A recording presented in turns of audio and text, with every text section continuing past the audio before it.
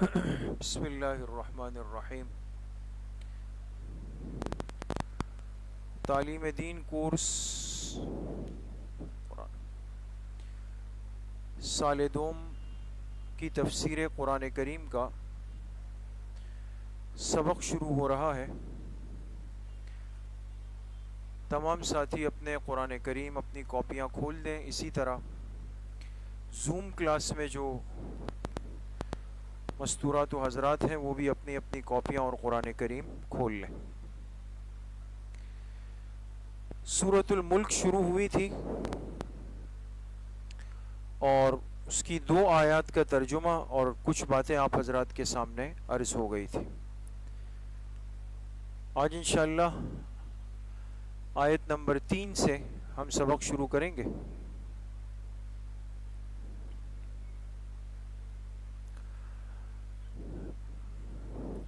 پڑھیں اعوذ باللہ من الشیطان الرجیم، بسم اللہ الرحمن الرحیم۔ الذی خلق 7 سماوات طباقا،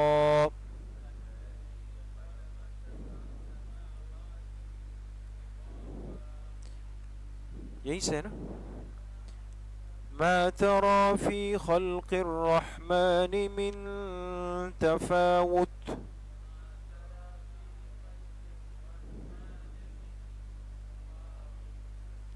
فارجع البصر هل ترى من فطور،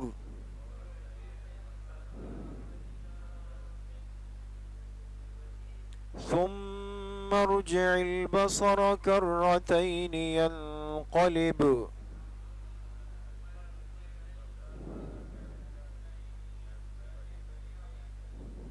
ينقلب إليك البصر خاسئا وهو حسير،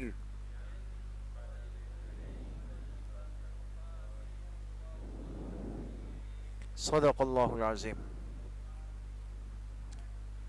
پچھلی 2 آیات کا ترجمہ آپ حضرات کے سامنے آیا، آپ حضرات نے لکھا بھی، جس میں اللہ تعالیٰ کی بادشاہت کا تذکرہ بھی ہوا، اور پھر کہ انسان کو اللہ پاک نے ہی زندگی دی اور اللہ پاک نے ہی موت دی، اور اس کا مقصد بھی ذکر ہوا کہ اللہ پاک آزما سکے کہ تم میں سے بہترین اعمال کون کرتا ہے۔ آگے فرماتے ہیں الذی خلق 7 سماوات طباقا، اللہ وہ ذات ہے جس نے 7 آسمانوں کو پیدا کیا۔ اللہ وہ ذات ہے، اللہ وہ ذات ہے جس نے 7 آسمانوں کو پیدا کیا،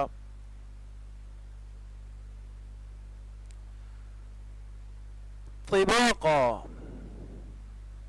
تہ بتہ، تہ بتہ، تہ سمجھتے ہیں نا؟ جب ایک چیز ہوتی ہے نا، پہلے ایک کی تہ، پھر اس کے اوپر دوسری تہ، پھر تیسری تہ، تہ بتہ۔ دوسرا ترجمہ ہے اوپر نیچے، کہ ایک آسمان، پھر اس کے نیچے آسمان، پھر نیچے آسمان، اس طرح 7 آسمان اوپر نیچے۔ سمجھ میں آ گئی؟ تو 7 آسمان اللہ نے پیدا کیے اوپر نیچے یا تہ بتہ۔ ما ترى فی خلق الرحمن من تفاوت، تم نہیں دیکھ پاؤ گے، ما ترى، تم نہیں دیکھ پاؤ گے،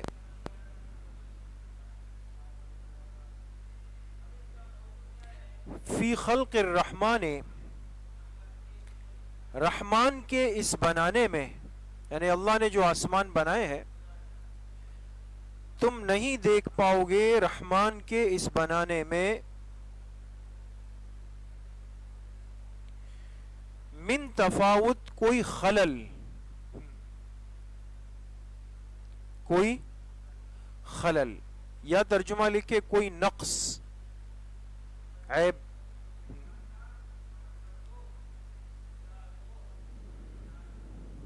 سمجھ گئے؟ تو اللہ نے جو آسمان بنائے اس بنانے میں کوئی خلل نہیں ہے، کوئی عیب نہیں، کوئی نقص نہیں، کوئی فرق نہیں. اب ایک انسان دنیا میں کتنا ہی ماہر ہونا، انجینئر ہوتا ہے، آرکیٹیکچر ہوتا ہے، سب کچھ ہوتا ہے، کہیں نہ کہیں کھونے قدرے میں کچھ نہ کچھ رہ جاتا ہے، کہ نظر نہیں گئی، چوک گئی. لیکن آج تک ایسا نہیں ہوا کہ انسان نے نیچے سے دیکھا اور کہا کہ دیکھو وہ آسمان کے ایک کونے کے اندر تھوڑا سا ذرا کچھ سوراخ سا نظر آ رہا ہے، کچھ رہ گیا ہے. ایسا نہیں. تو اللہ کی اس بناوٹ کے اندر کوئی عیب نہیں ہے، کوئی نقص نہیں ہے. فرجع البصر، فرجع البصر، تم دوبارہ نگاہ ڈال دو. اللہ فرماتے ہیں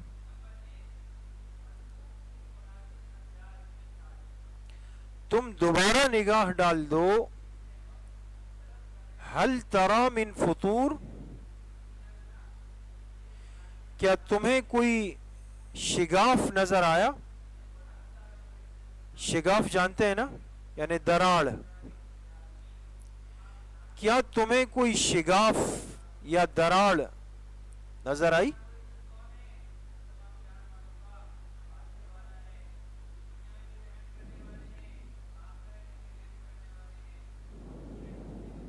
سمجھ گئے دوست؟ تو اللہ کی بنائی ہوئی ہر چیز بے عیب ہے، اس لیے کہ اللہ کی ذات کامل ہے. تو اللہ کی بنائی ہوئی ہر مصنوع بھی کامل ہے، اس میں کوئی عیب نہیں ہو سکتا. اور پھر اللہ نے فرمایا تم دوبارہ نگاہ ڈال دو. یعنی انسان ہے نا، کہے کہ میں نے ایک دفعہ تو دیکھا تو کوئی ایسی چیز نہیں لگی، کہا دوبارہ دیکھ لیں، سہبارہ دیکھ لو. ثم ارجع البصر کرتین، پھر تم نگاہ ڈال دو بار بار. پھر تم نگاہ ڈال دو، پھر تم نگاہ ڈال دو بار بار.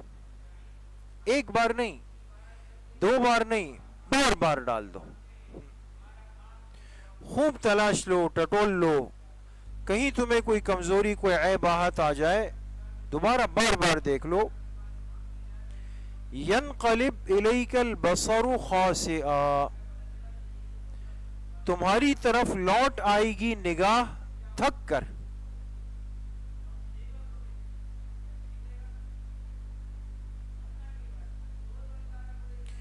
تمہاری طرف لوٹ آئے گی نگاہ تھک کر.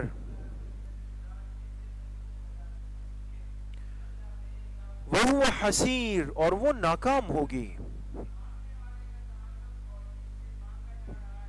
اور وہ کیا ہوگی؟ ناکام. اب دیکھیں دوستو، آپ نے ایک چیز پہ غور کیا ہوگا، دن میں جب سورج سر پہ ہوتا ہے، گرمی ہوتی ہے، تو کبھی کبھی انسان کوئی چیز آواز آئی اوپر سے، بھئی جہاز گزر رہا ہے، ہیلی کاپٹر گزر رہا ہے، یا بعض لوگوں کو پتنگ کا شوق ہوتا ہے نا کہ پتنگ جا رہی ہے، تو اب کسی نے کہا بھئی وہ جا رہی ہے، وہ جا رہی ہے. تو ہم اب اس دھوپ میں دیکھتے ہیں تو تھوڑی دیر بعد آپ نے دیکھا ہوگا ایسے اندھیرا سا آ جاتا ہے، تو انسان فوراً سر نیچے کرتا ہے، اور اس لیے کہ اس کی نگاہ دیکھنے سے تھک جاتی. ایسا ہوتا ہے نا، تھک جاتی. تو اللہ پاک نے اسی انداز میں انسان کو سمجھایا. اور آسمان کی جو تخلیق ہے، ابھی تذکرہ آسمان کا ہو رہا ہے، آگے زمین کا آئے گا، پھر سمندر و دریاؤں کا، ہر چیز کا آئے گا، کہ تم اس آسمان پہ خوب غور و فکر کر لو، بار بار دیکھ لو، سر اٹھا کے دیکھ لو، یہاں تک کہ تمہاری نگاہ تھک جائے گی اوپر دیکھنے سے اور وہ ناکام ہو کے نیچے ہو جائے گی. لیکن تمہیں اللہ کی اس تخلیق میں کوئی عیب نظر نہیں آ سکے گا. سمجھ میں آ گئے؟ تو جس طرح اللہ کی ذات بے عیب ہے، اللہ کی بنائی ہوئی اشیاء اور مصنوعات بھی عیب سے پاک ہے. نہ ان کو رنگ کی ضرورت ہے، نہ اس کو تجدید کرنے کی ضرورت ہے، نہ اس کی صفائی ستھرائی اور جھٹکا مارنے کی ضرورت ہے، کچھ بھی نہیں ہے اس میں. کبھی ایسا نہیں ہوا کہ صبح ہم اٹھے ہو نظر آ رہے ہو کہ آسمان پہ جھٹکا لگایا جا رہا ہو کہ بھئی تھوڑی دھول مٹی لگ گئی تھی، وہ کام چل رہا ہے اوپر. یا یہ کہ اعلان ہو کہ بھئی سب گھروں میں رہے، اوپر جو ہے وہ پینٹ ہو رہا ہے دوبارہ آسمان پہ، پرانا ہو گیا تھا تو لہٰذا اوپر سے گر نہ جائے کسی پر رنگ. ایسا بھی نہیں ہے نا. تو ہر چیز کامل ہے، مکمل ہے. اور انسان چاہے کچھ بھی کہہ دے. آج کل ایک لفظ استعمال ہوتا ہے، اچھا بھئی اس کی وارنٹی کیا کہتے ہیں؟ لانگ لائف ہے، لائف ٹائم ہے. لائف ٹائم کا مطلب جتنی آپ کی زندگی. تو لائف ٹائم سے مراد دکان کی حدود ہے. آپ اس سے باہر آئیں اور گارنٹی ختم ہے، بالکل ختم ہے اس کی. پھر وہ آپ سے بات بھی نہیں کریں گے. وارنٹی ایک جس کو کہا جائے ایک دماغی ہتھیار ہے انسان کو متاثر کرنے کے لیے. اور ہم چونکہ شہری زندگی کے عادی ہو گئے تو اب ان الفاظ سے متاثر ہوتے ہیں. تو ہم کہتے ہیں بھئی اس کی 10 سال کی گارنٹی ہے، اس کی یہ ہے، اس کی یہ ہے، یہ ہے.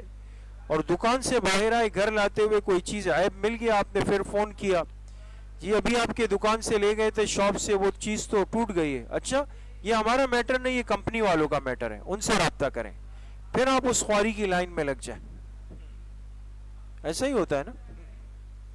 تو یہ لائف ٹائم ہے. اور اللہ کی بنائی ہوئی چیز جو ہے وہ تو کب سے بنی ہے اور کب تک دنیا کا نظام چلے گا، لیکن آج تک یہ چیزیں، یہ عیب، یہ کمزوریاں، یہ رنگ میں فرق کچھ بھی نہیں آیا. کامل و مکمل ذات ہے، اس کی بنائی ہوئی ہر چیز بھی کامل ہے. ٹھیک ہو گئی بات دوستوں؟ تو ایک بات ختم. اب آ جائے دوستوں سورت کی وجہ تسمیہ. سورت الملک کو سورت الملک کیوں کہتے ہیں؟ اب تو آپ لوگ ماہر ہیں، پچھلے سال کے سیکھے ہوئے لوگ، کہ اس کو سورت الملک کیوں کہتے ہیں. ہاں بھائی، پہلی آیت میں لفظ کیا آ رہا ہے؟ تبارک الذی بیدہ الملک. پہلی ہی آیت میں لفظ ملک آ رہا ہے، پہلی آیت میں. اس وجہ سے اس سورت کا نام کیا رکھا گیا؟ سورت الملک رکھا گیا.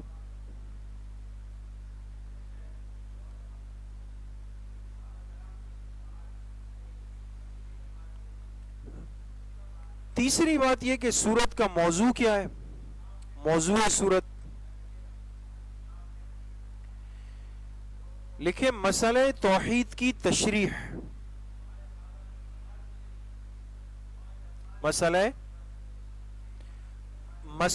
توحید کی تشریح اور کائنات کے حقیقی بادشاہ کی وفاداری، یہ دونوں اس کے موضوع ہو سکتے ہیں دوستوں. یا تو مسئلہ توحید کی تشریح یا کائنات کے حقیقی بادشاہ. وہ کون ہے؟ اللہ تعالی. کائنات کے حقیقی بادشاہ کی وفاداری. سمجھ گئے؟ تو اکثر امتحان جب ہوتا ہے اس میں پوچھا جاتا ہے آپ لوگوں سے، اب سیمائی امتحان میں آئے گا کہ جس سورت الملک کا موضوع آپ کو کیا بتایا گیا، تو اس میں یہ بھی آ سکتا. سمجھ گئے دوست؟ دماغ کو حاضر رکھیں. لکھیں خلاصہ سورت. سورت کا خلاصہ کیا ہے؟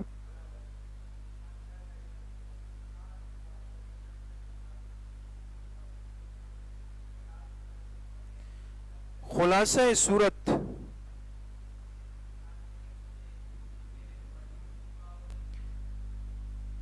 اس کے دو حصے ہیں. لکھیں اس کے، یعنی خلاصے کے کتنے حصے ہیں؟ دو حصے. نمبر 1، معبود برحق کی قدرت، معبود برحق کی قدرت اور اس کے مظاہر، اور اس کے مظاہر سمجھتے ہیں؟ جو چیز آنکھوں سے نظر آئی.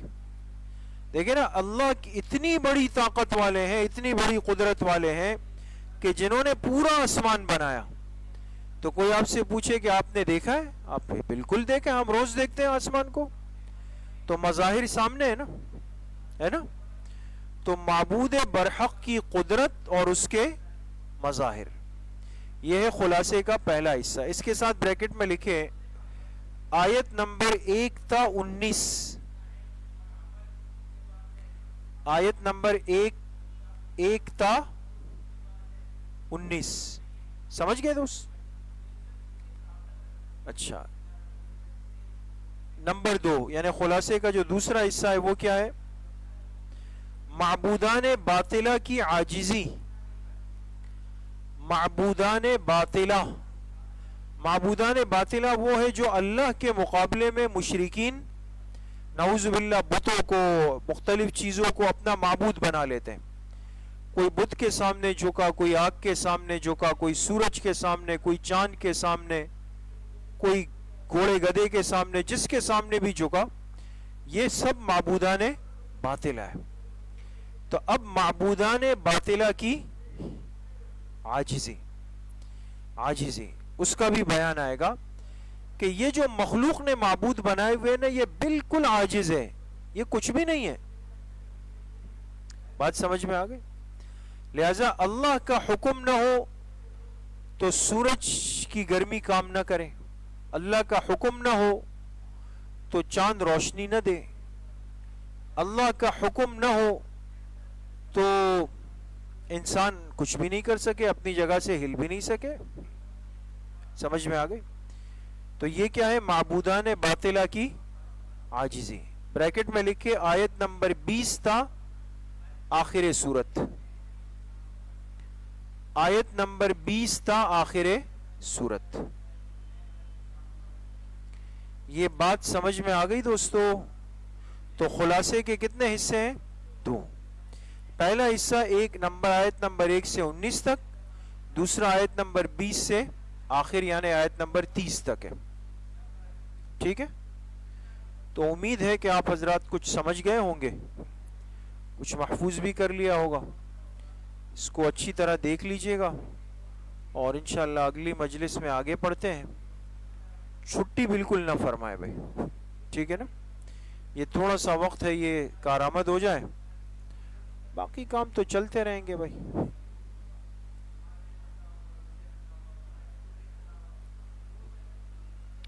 باقی دوستو بڑا قیمتی عشرہ شروع ہو رہا ہے، عشرہ ذو الحجہ کا۔ ابھی تو چاند کے بارے میں کوئی اعلان نہیں ہوا، نہیں آیا نا؟ ابھی تک نہیں آیا، بظاہر لگ رہا ہے کہ کل ہی نظر آئے گا۔ سعودیہ میں تو کل نظر نہیں آیا، وہاں تو آج ہے، تو اس کا مطلب بظاہر ہمارا کل نظر آئے گا۔ تو یہ اچھا ایک دن مل بھی گیا، تو یہ کہ انسان اپنے بال ناخن وغیرہ کل کی مغرب سے پہلے صفائی کر لے، اپنی صاف ستھرا ہو جائے، جب تک پھر قربانی نہ ہو جائے۔ قربانی تو یہ سنت عمل ہے۔ پھر پورا عشرہ بہت زیادہ قیمتی ہے، ایک دن کا روزہ 1 سال کے روزوں کے برابر، ایک رات کی عبادت لیلۃ القدر کے برابر ہے، تو وہ بھی ہے۔ پھر 9 ذی الحجہ جو یوم عرفہ کا روزہ ہے، وہ اپنی جگہ مستقل فضیلت رکھتا ہے، وہ ہمارے ہاں پڑے گا آئندہ جمعے کے دن۔ اور تکبیرات، جی وہاں حج ہو رہا ہوگا، اور اسی طرح تکبیرات تشریق وہ 9 ذی الحجہ کی فجر سے 13 ذی الحجہ کی عصر تک ہے، 23 نمازوں کے بعد اللہ اکبر اللہ اکبر لا الہ الا اللہ واللہ اکبر اللہ اکبر وللہ الحمد۔ تو انشاءاللہ ہم نے اس پہ تھوڑا سا وہ بھی بنایا بھی ہے، وہ لگا بھی دیں گے اور گروپس وغیرہ میں شیئر بھی کر لیں گے، تو آپ حضرات اس کو بھی دیکھیں، باقی ساتھیوں کو بھی ہم بھیجیں، خود بھی اس پر عمل کریں۔ ٹھیک ہے انشاءاللہ۔ السلام علیکم۔